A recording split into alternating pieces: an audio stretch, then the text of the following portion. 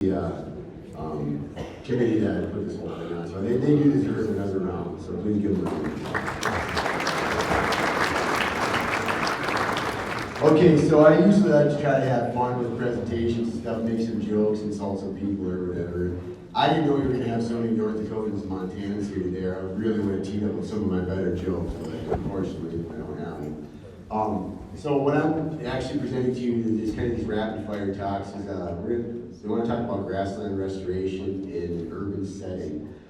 Before I get into that though, where's Judge? Judge is in the room. Is Sandy Smart in the room? Where's Sandy? He's got to be in here for this because Judge is really going to like this one. Is Bretta D in the room? Anywhere? Oh man. All right. Anyway, I guess we'll have to just get into it. But everybody knows that I'm pretty passionate about grasslands, right?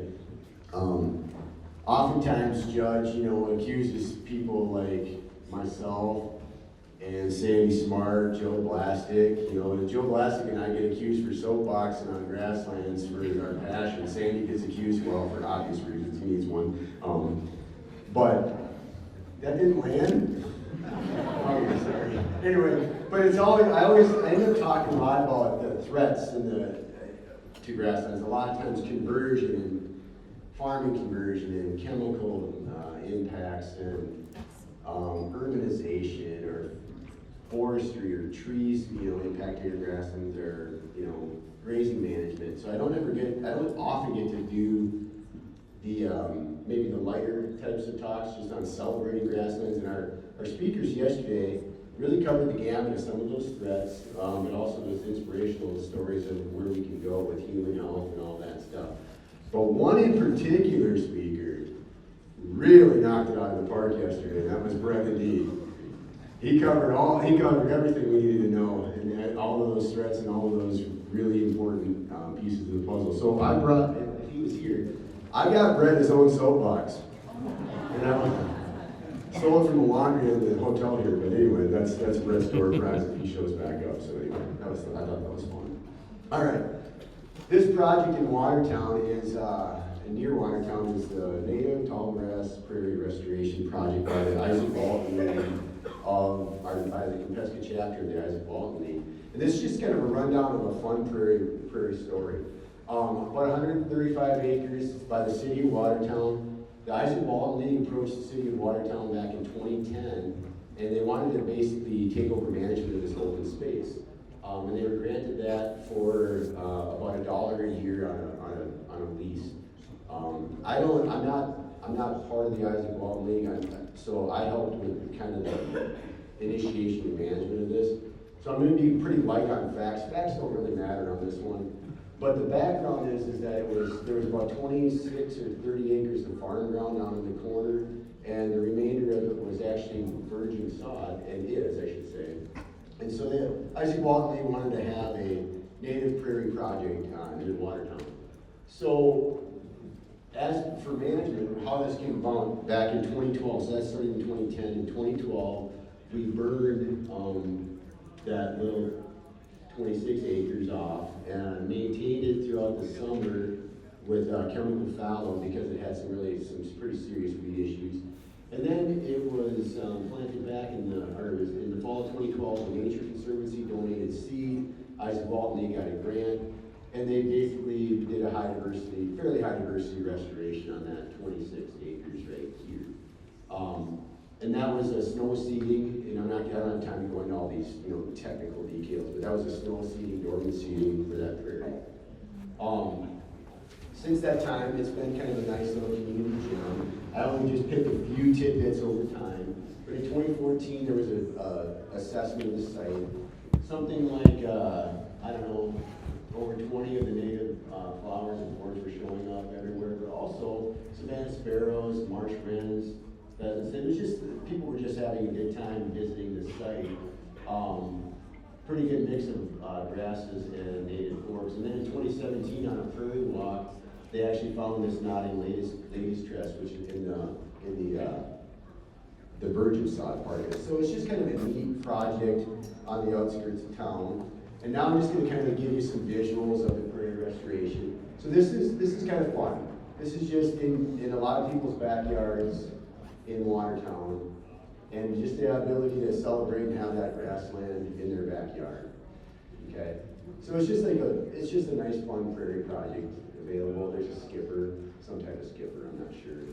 But again, you know, with this is management is necessary on all grasslands.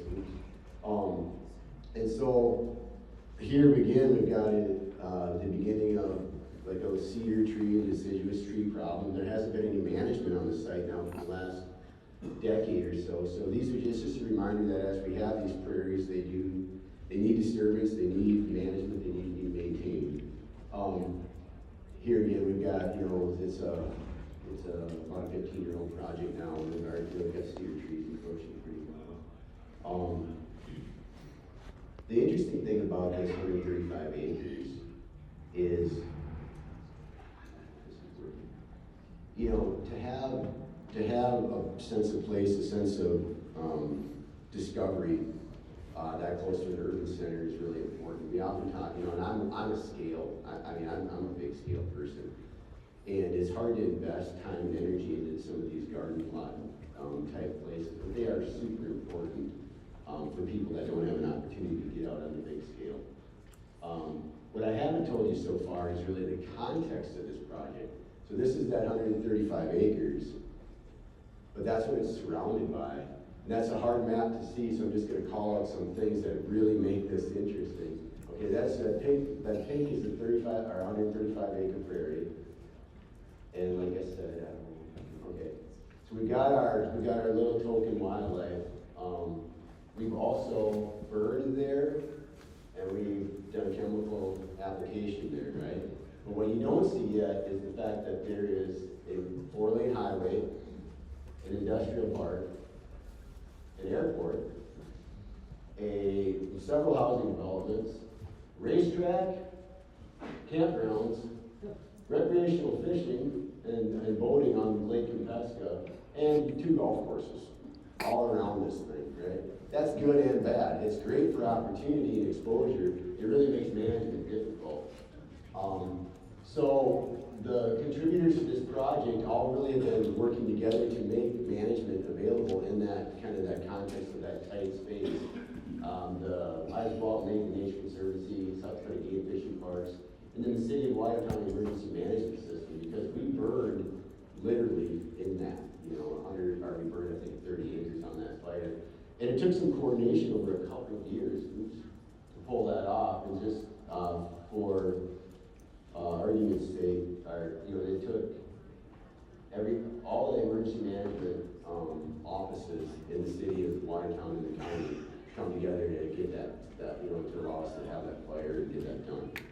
So just wrapping this thing up real quick, it's so cool to have a place where kids can have some level of discovery, some level of wonderment. It probably is underutilized. It really should be a place where the schools are going, and we just haven't quite got there yet, but we gotta leverage these things. But it's not only for kids, and I like this picture the most.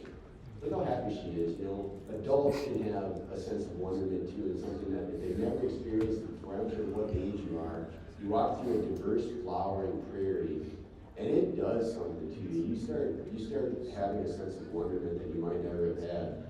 And I know that with our ranching community, the coolest thing that I see is that awakening when you start implementing better management practices and having to stand on your own land, and you start to see these things and like, what's that? Pretty soon you just become so invested into your own ranch. So anyway, that's the story of the Watertown Prairie. I hope we're on time. No, I knew what I was doing. But I appreciate it. So that's their story. I just was the delivery of it, and I guess I do have to acknowledge the folks that really made it happen with the Isaac Walking. Some of these names you might recognize: Jim Madsen, Doug Alvine, Will Morlock, and then Owen McElroy and Joe Blastic, both contributed a lot to this project to get out the ground. So thank you very much.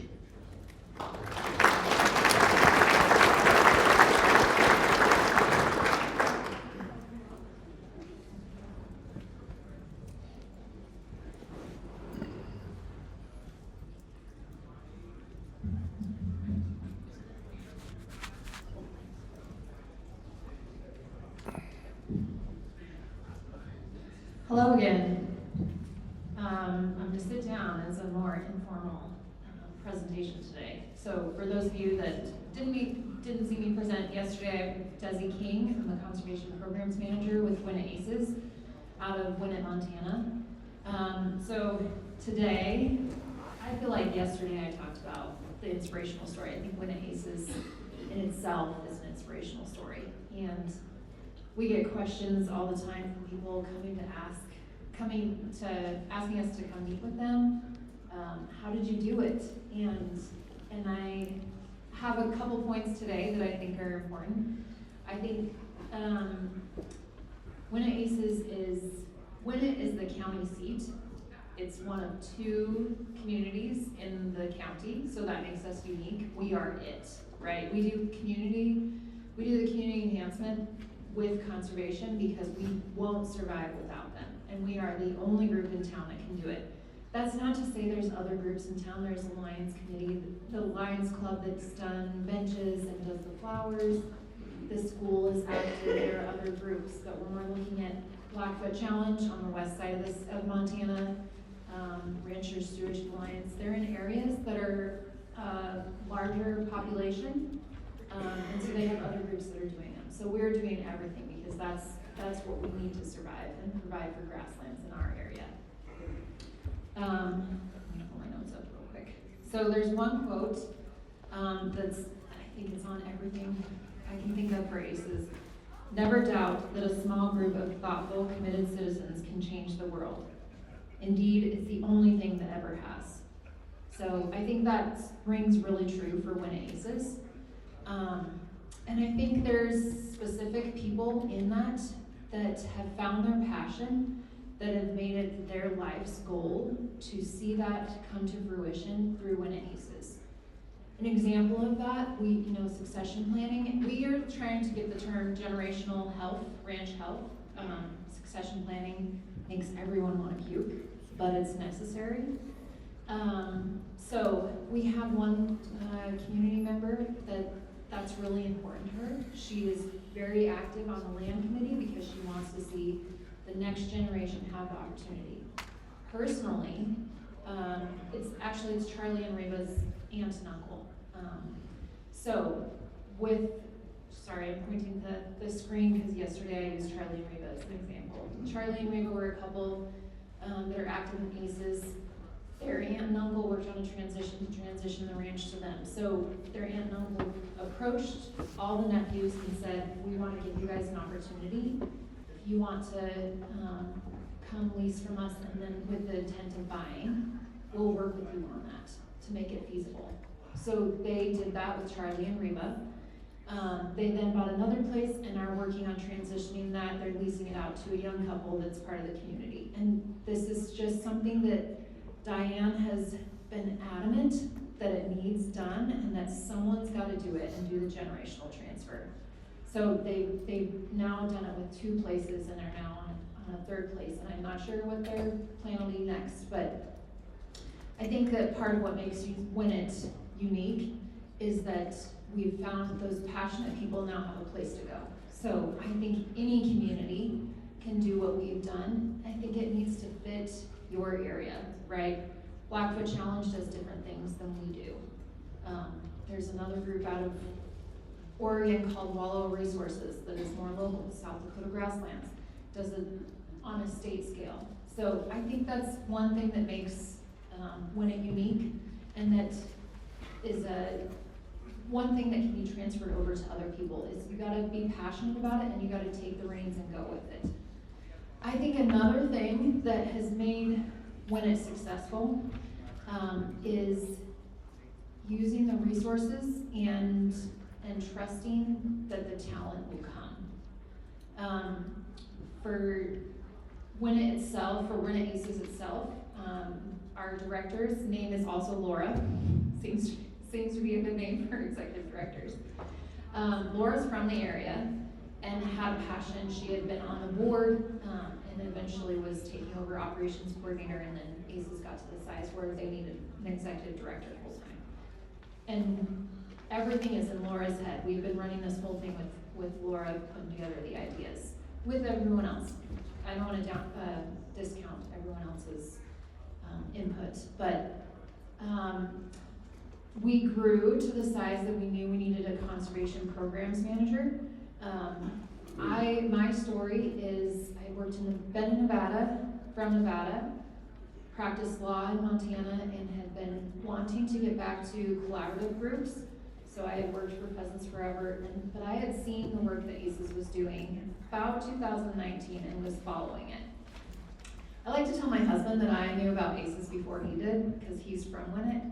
He was moving that building and was at those beginning meetings, so I lose that battle every time.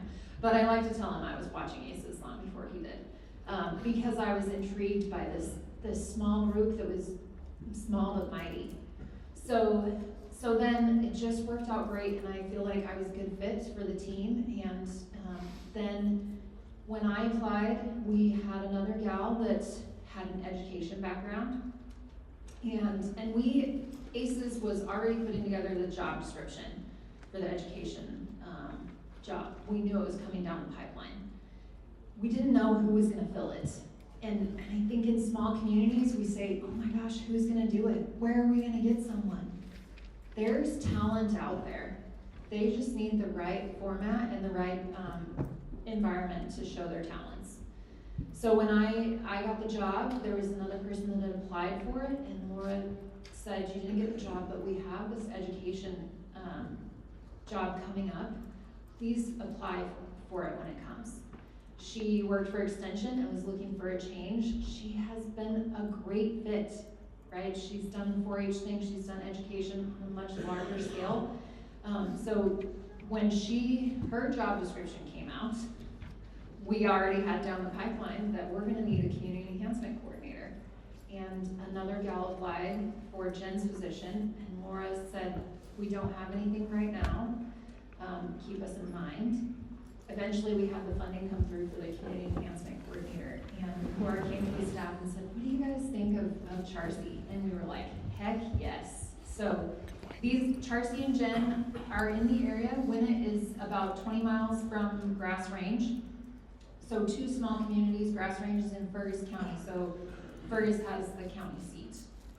We co-op for sports in Grass Range. That's about the size the Grass Range is. But everyone, Charcy and Jen are from Grass Range area, and Jen's husband's from Winnett, so they're now moved back to Winnett and are building a house in Winnett. So those are the two things. I think that Winnett is a small but mighty group, but there is a board and leadership that is so passionate about what they do, whether it's generational ranch health, whether it's community enhancement and revitalization of buildings, whether it's just helping ranchers with soil health program. The other thing is there is talent out there, use those resources. And I wanted to give one more thing. I would say our financial partners, I said yesterday with NRCS, we also work quite a bit with Rural Wildlife Fund and Northern Great Plains. I would say that the phone calls I make on a weekly basis are Northern Great Plains Joint Venture and Rural Wildlife Fund. They've just become big partners of ours. Financial and just to have the resources to talk to someone. And World Wildlife Fund has helped other groups get going in developing bylaws, helping put together a board, those types of things. So I feel like when you develop a group and you need those resources, reach out and ask these groups. They want to help. They want to, and there is a view that if we can keep people on land, that's where we're going to benefit the most. So from the NGO side, reach out to those people and see if they have the resources and go that way. So that's my 2 tips. My inspirational story, I think Winnett ACES, like I said, it's an inspirational story in itself. And I'm so proud to be a part of it now. But I think that it can be replicated. It needs to fit your area and pull from that local talent. That's all I got.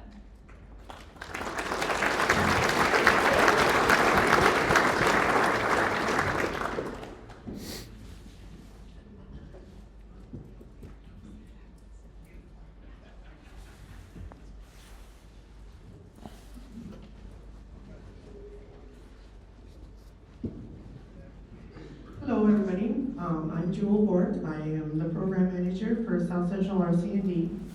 If some of you are not familiar with South Central, we are a 501c3 nonprofit that provides technical assistance in Jones, Winnett, Todd, and Tripp counties.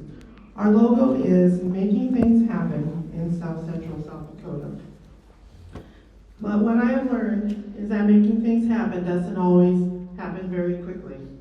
When I first started doing education and outreach on woody encroachment, I was on a mission. I attended county commissioner meetings, presented at volunteer fire department meetings, attended conservation district meetings, met with the CDs, and spoke to a tribal council meeting.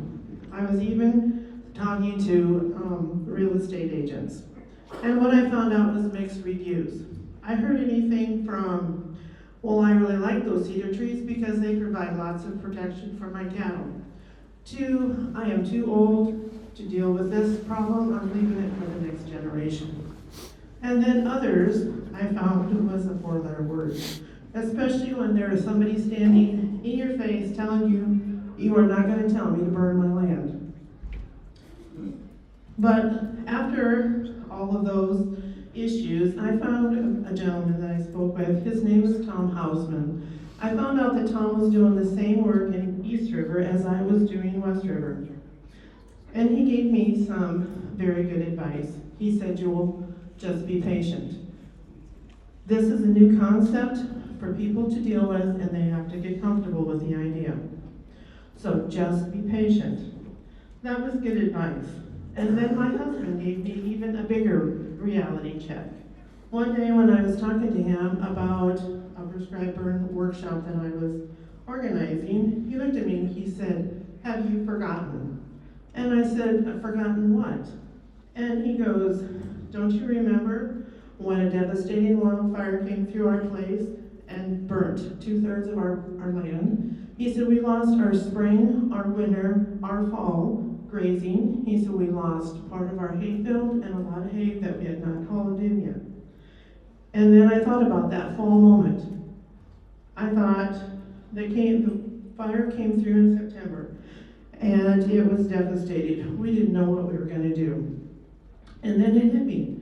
When I was talking prescribed fire as a management tool to these producers, they were not hearing management, but they were hearing wildfire. My heart ached at that realization. I had been sharing what I had been reading and learning about, but I had forgotten the emotion, the memory, the trauma that was attached to fire that so many producers have experienced over their lifetime. So I changed my approach. Instead of explaining the benefits of prescribed fire, I started them asking questions of, what is your situation? What have you tried? And what are you comfortable trying? Then we would talk and go into the conversation of mechanical controlling, chemical, biological, all these different areas that, options that they had as management tools. And then eventually we'd get into the conversation that there are some places in South Dakota that are so heavily encroached with woody encroachment that they have no other tool in their toolbox but to do prescribed burning. That summer, or every summer, I set up informational booths at 4-H events, rodeos, cattle shows, car shows, and farmers markets. I have spoken to women's groups, Pheasants Forever Producer Nights, and I've even set up at community Halloween events.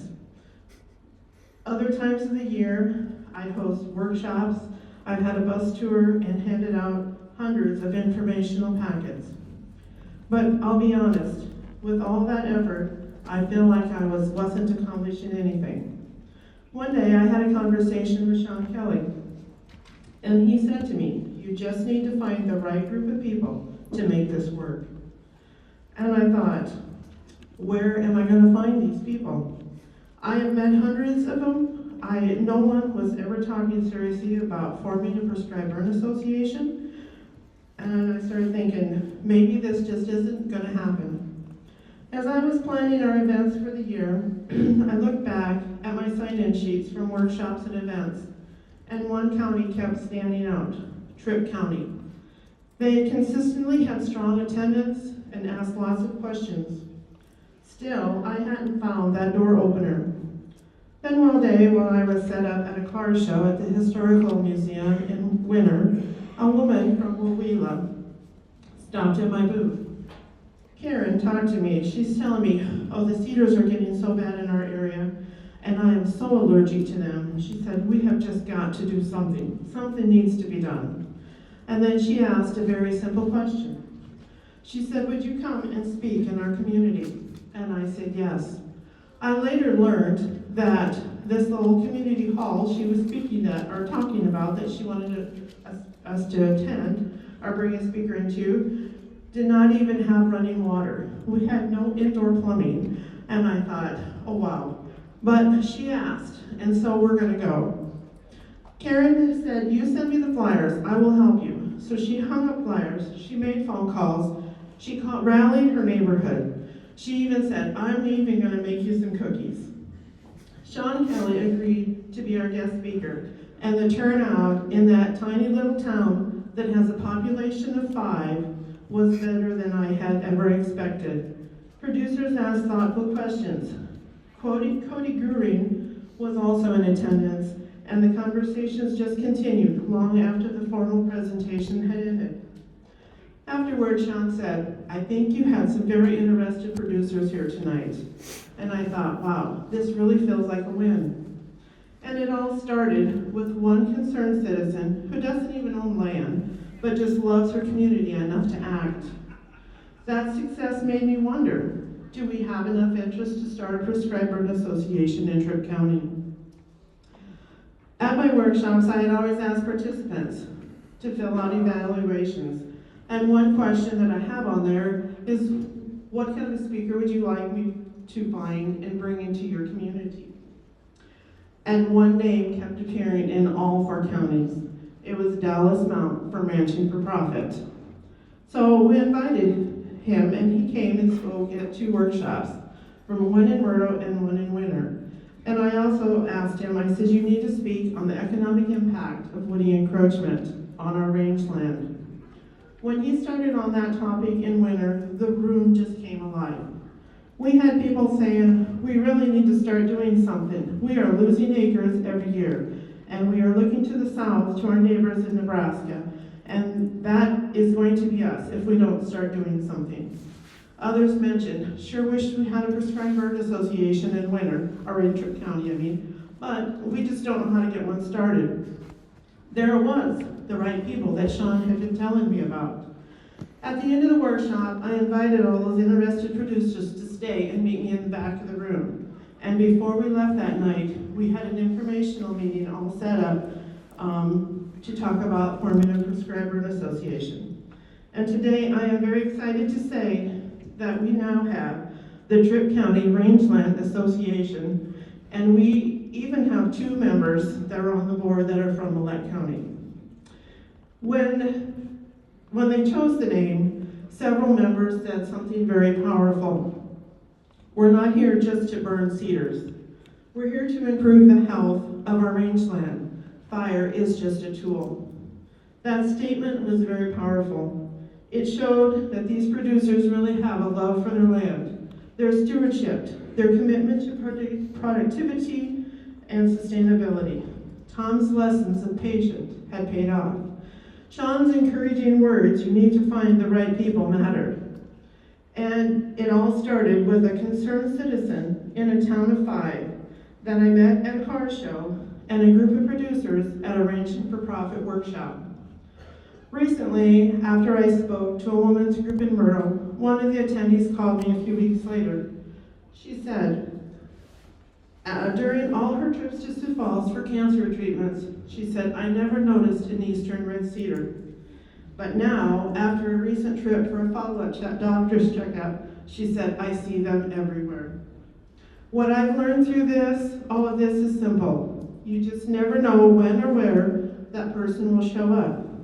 You just never know which conversation is going to matter. And you never know when that seed is going to take root. So listen to people's stories. Meet them where they are. Offer help, even if it's just connecting them with someone else. And above all, just be patient. Because making good things happen sometimes takes time, but when it does, it's worth every step of the journey. Thank you.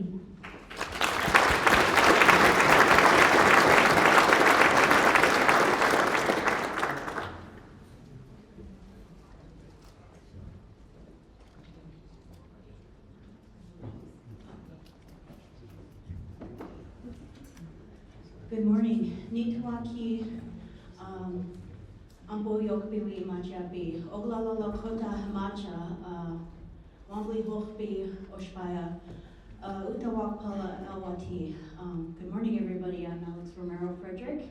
I'm Oglala Lakota. I'm originally from Wambli, but I currently live in Oak Creek community on the Rosebud Reservation. My husband and I ranch.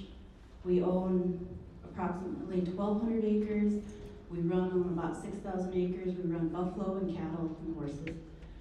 But today I'm here, I'm going to talk about where my passions led me. So I've been a lifelong rancher.